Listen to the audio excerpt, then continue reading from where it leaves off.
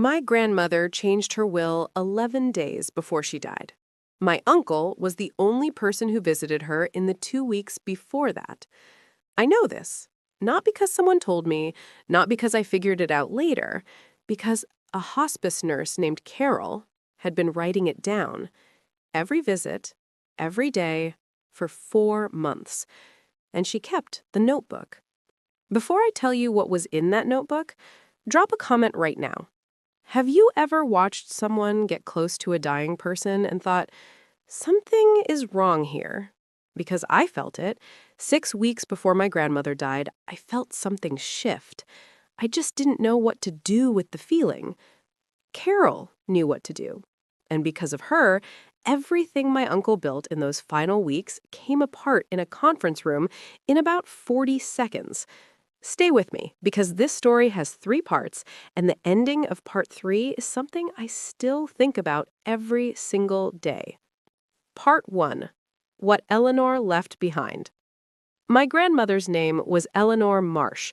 She was 81 years old. She had outlived a husband, a best friend, a younger brother, and a diagnosis of early-stage heart failure that her cardiologist had given her 4 years before she died, and that she had managed with the cheerful stubbornness of a woman who had decided the timeline was a suggestion. Eleanor was not a wealthy woman by anyone's external measure, but she owned something that in our part of the country is worth more than wealth. Land.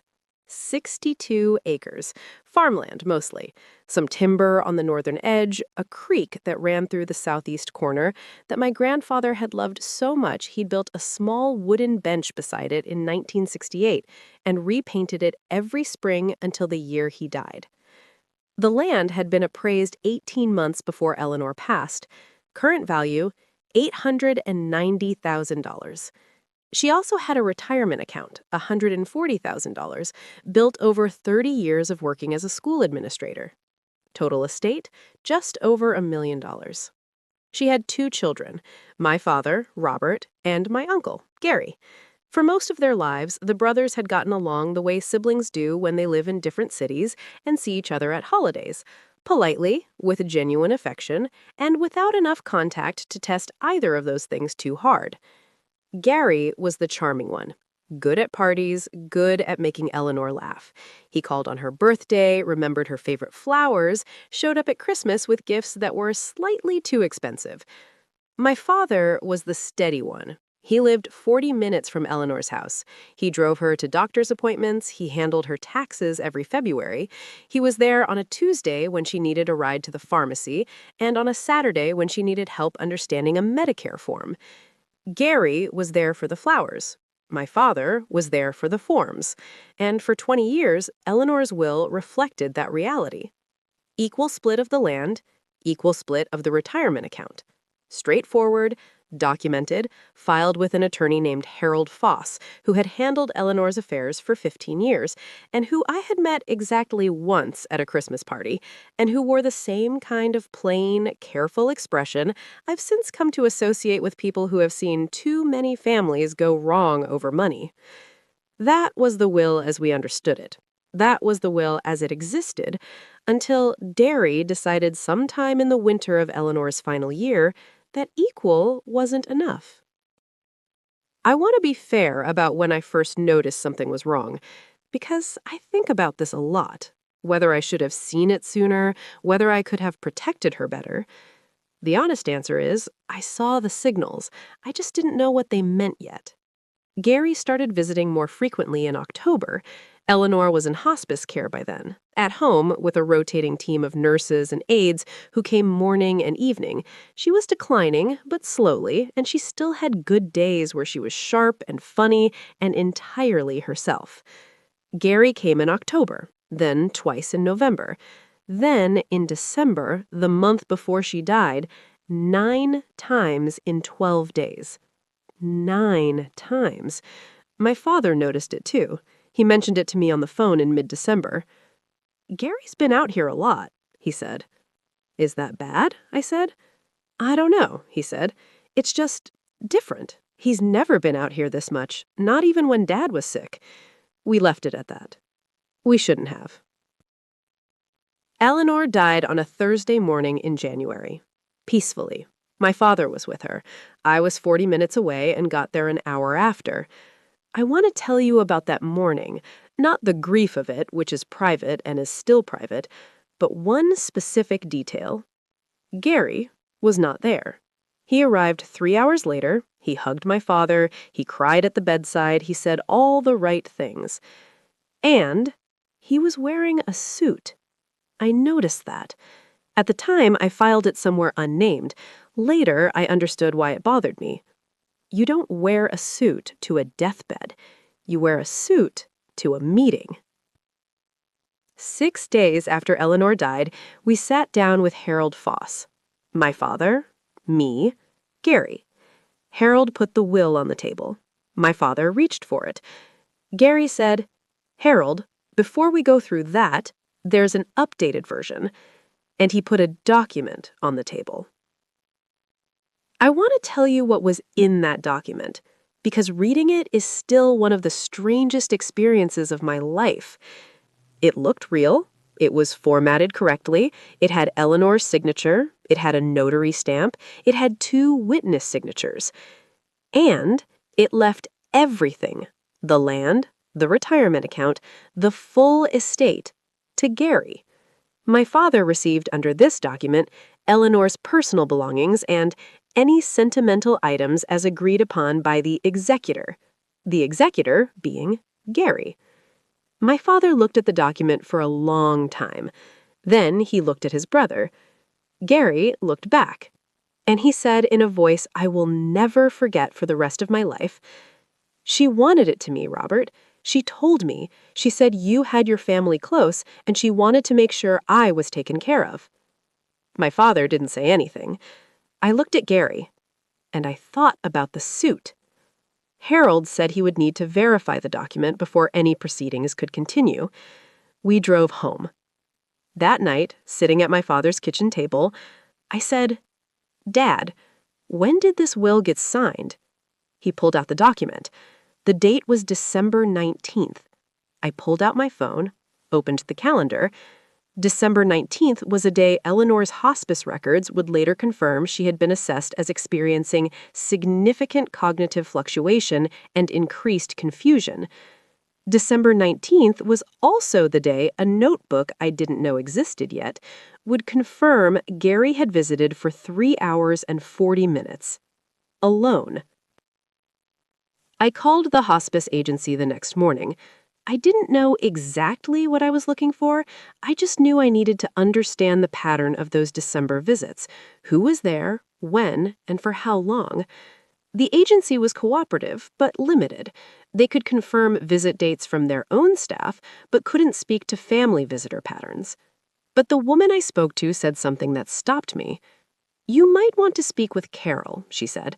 "She was Eleanor's primary nurse the last 4 months. Carol is thorough. She may have observations that would be useful." I asked for Carol's contact information. I called her that afternoon. Carol was 63 years old and had been a hospice nurse for 22 years. She had a voice that was simultaneously warm and precise, the kind of voice that makes you feel cared for and also like she isn't missing a single thing. I explained the situation, the will, the timing, the December visits. Carol was quiet for a moment. Then she said, "I have something I think you should see." The notebook was spiral-bound, purple cover, Carol's handwriting inside, small, neat, consistent. She had started keeping it not because of Gary specifically, but because of a pattern she'd observed in her 22 years of work. Family members who visit infrequently for years then suddenly become present in the final weeks, she said. It can mean a genuine change of heart. It can mean something else. I've learned to keep track. She had kept track of every visitor to Eleanor's home since October. Names, dates, times in, times out, duration, any observations on the patient's state before and after.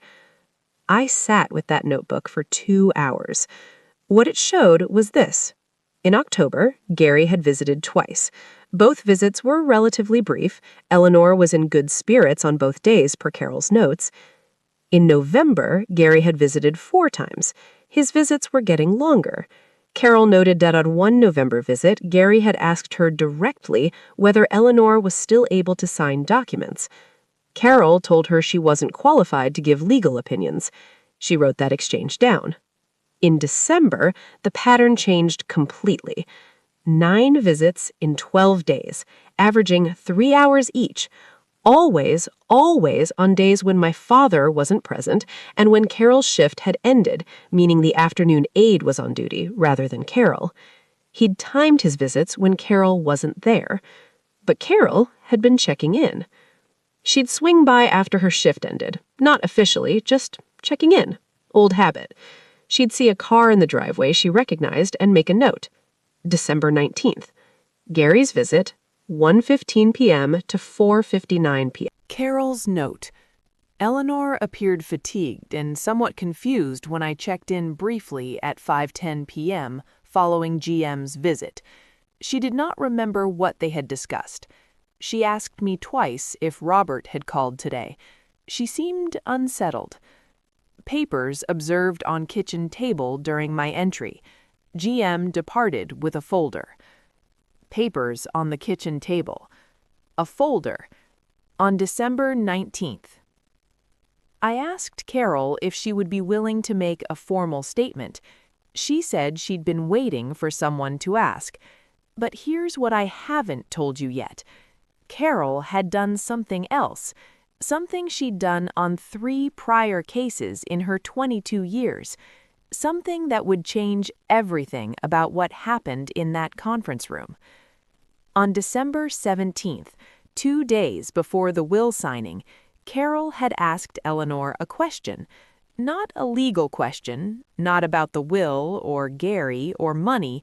She'd asked Eleanor what she wanted to happen to the land, just conversationally, the way you talk to someone in their final weeks about what matters to them. And Eleanor had told her. She'd talked about the creek, about the bench my grandfather built, about my father driving out every week for 30 years without being asked, about wanting the land to stay in the family, the whole family, both boys equally. That's what Frank and I always said. Carol had written it down, word for word. And then, and this is the part that still takes my breath away, Carol had noted the date and time, signed the entry, and asked the afternoon aide to initial it as a witness to the conversation. The aide had initialed it. 2 days before the will signing, Eleanor, in her own words, describing her wishes. Equal. Both boys. That's what Frank and I always said. Part 3. The Conference Room. The mediation was scheduled 6 weeks after Eleanor's death. My father's attorney, a woman named Patricia Osei, who had handled estate disputes for 18 years and who had described the case when I first called her as straightforward if we have what you're telling me we have, had spent those 6 weeks preparing. I want to tell you what she put together, because I think it matters that you understand what preparation actually looks like when it's done right. She had Carol's complete notebook, 4 months of entries, authenticated by Carol's signature on each page and the aide's initials on December 17th entry. A formal sworn statement from Carol describing her observations of Gary's visit pattern, the papers on the table, the folder, and Eleanor's post-visit confusion on December 19th. A medical assessment from Eleanor's primary care physician, provided through proper medical record channels, documenting Eleanor's cognitive state in December, specifically the fluctuation noted on the 19th. A forensic document examiner's report on the new will, which found the notary stamp matched a notary whose license had lapsed 8 months before the will's signing date. A lapsed notary stamp. 8 months expired. On a will signed by a woman experiencing cognitive fluctuation, with a witness account placing her in a state of confusion 25 minutes after the signing.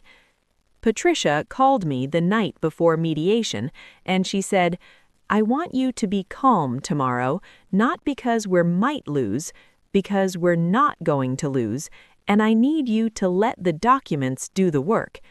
I told her I understood. I don't think I fully understood until I was sitting in that room.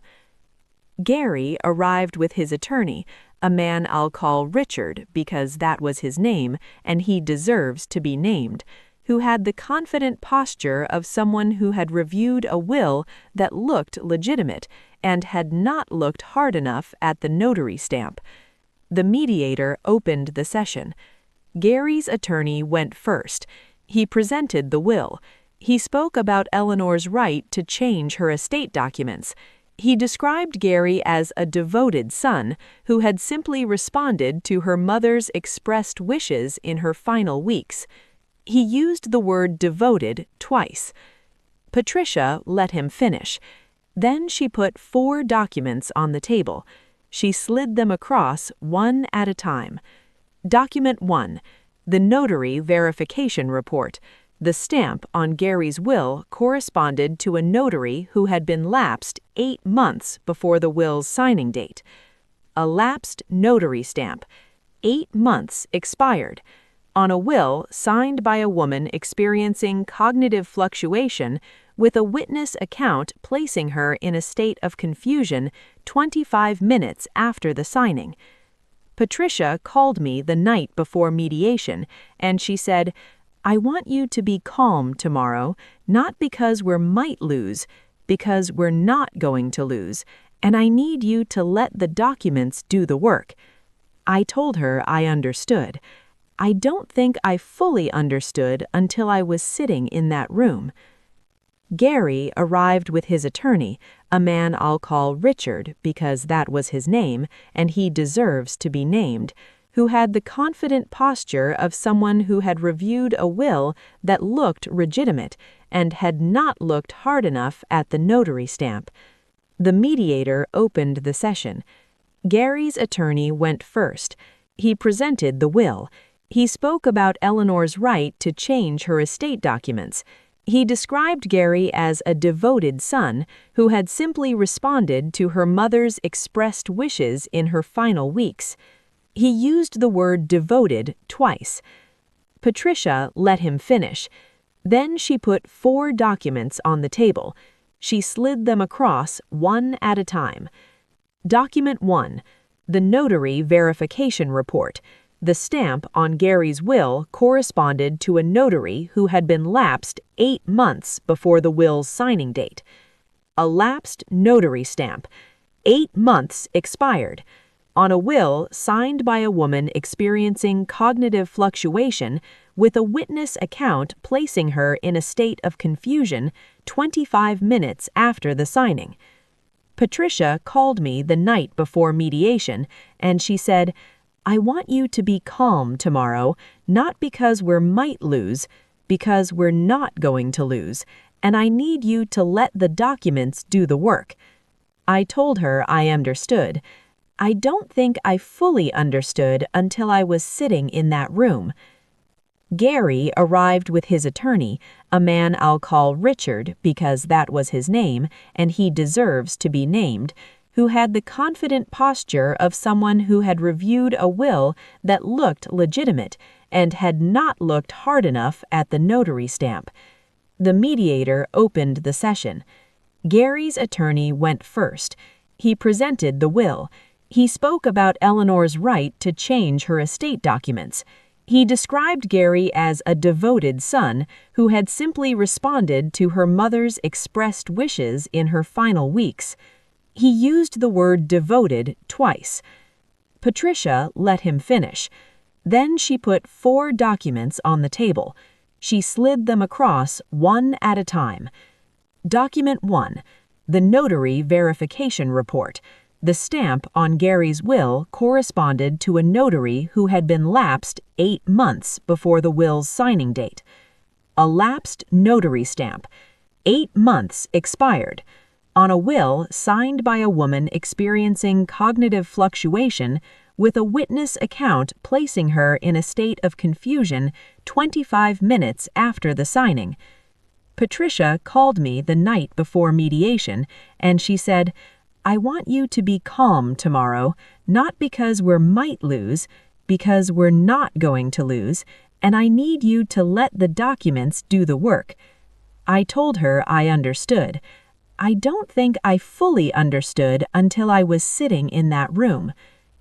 Gary arrived with his attorney, a man I'll call Richard because that was his name and he deserves to be named, who had the confident posture of someone who had reviewed a will that looked legitimate and had not looked hard enough at the notary stamp. Patricia called me the night before mediation, and she said, "I want you to be calm tomorrow, not because we might lose, because we're not going to lose, and I need you to let the documents do the work." I told her I understood. I don't think I fully understood until I was sitting in that room. Gary arrived with his attorney, a man I'll call Richard because that was his name and he deserves to be named, who had the confident posture of someone who had reviewed a will that looked legitimate and had not looked hard enough at the notary stamp. The mediator opened the session. Gary's attorney went first. He presented the will. He spoke about Eleanor's right to change her estate documents. He described Gary as a devoted son who had simply responded to her mother's expressed wishes in her final weeks. He used the word devoted twice. Patricia let him finish. Then she put 4 documents on the table. She slid them across one at a time. Document 1, the notary verification report. The stamp on Gary's will corresponded to a notary who had been lapsed for 8 months. Richard looked at it. He looked at Gary. Gary looked at the document. Document 2, Eleanor's medical assessment from December 19th. Cognitive fluctuation noted. Confusion documented. Signed by her physician. Document 3, Carol's sworn statement. The visit log, the papers on the table, the folder, Eleanor's post-visit confusion, the fact that Gary had consistently timed his visits for when Carol was off duty. Richard was writing something on his legal pad very quickly. Document 4, Carol's notebook entry from December 17th. Patricia read it aloud.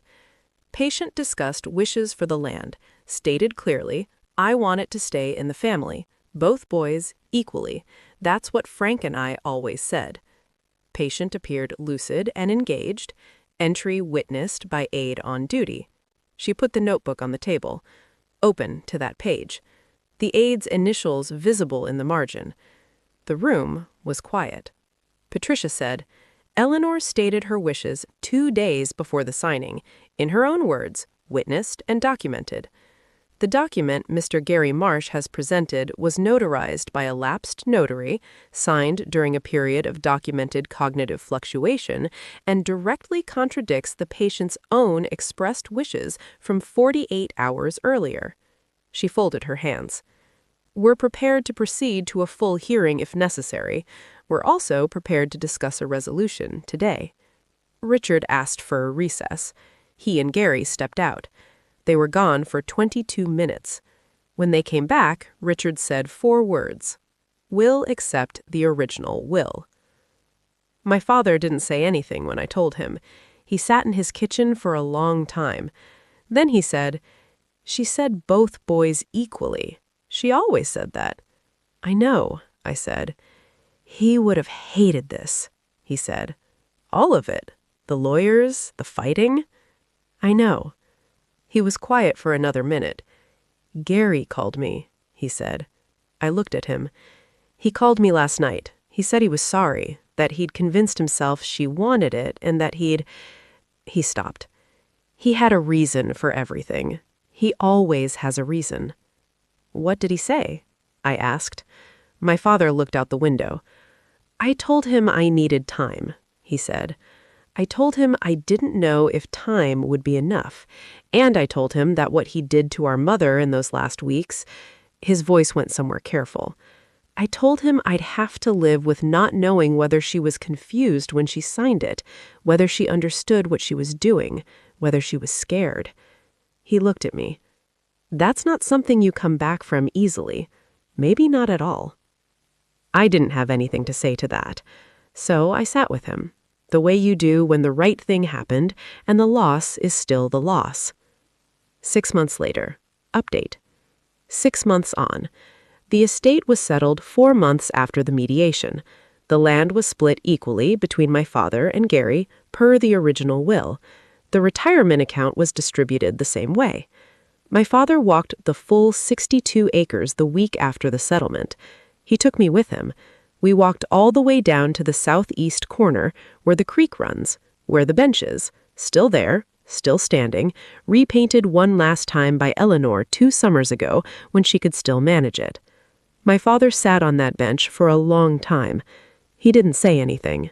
I stood nearby and let him. That bench had been there since 1968. My grandfather built it because he loved that creek. My grandmother repainted it because she loved him. My father sat on it because he loved her. Gary received his half of everything. He and my father have spoken twice since the settlement. Brief, careful, the kind of conversations that are more about maintaining a thread than restoring anything. I don't know if that thread holds. I don't know if it should. Carol retired 6 months after Eleanor died. She sent my father a card. She said Eleanor had been one of her favorite patients. My father wrote her back. He thanked her, and he told her about the bench. Here is what I want you to take from this story. Not just the legal strategy, not just the notebook. This. Carol kept that notebook for 22 years because she had watched families go wrong before, because she understood that the most vulnerable people, the ones at the very end, the ones who deserve peace above anything, are sometimes the least protected. She wasn't asked to keep records. She wasn't required to. She did it because she'd seen what happens when no one does. And because of a purple spiral notebook kept by a woman who understood that paying attention is its own form of protection, Eleanor's wishes were honored. Both boys, equally. That's what Frank and I always said. So here is my question for you, and I want you to answer it in the comments. Really answer it. Is there someone in your life right now who's vulnerable? Someone older or sick or alone? And is there someone circling them, visiting more than usual, asking questions about paperwork, being present in a way that feels slightly off? Because I'm not telling you to assume the worst. I'm telling you to pay attention. Write it down. Date it. Because a notebook costs $2, and it might be the most valuable thing you ever keep.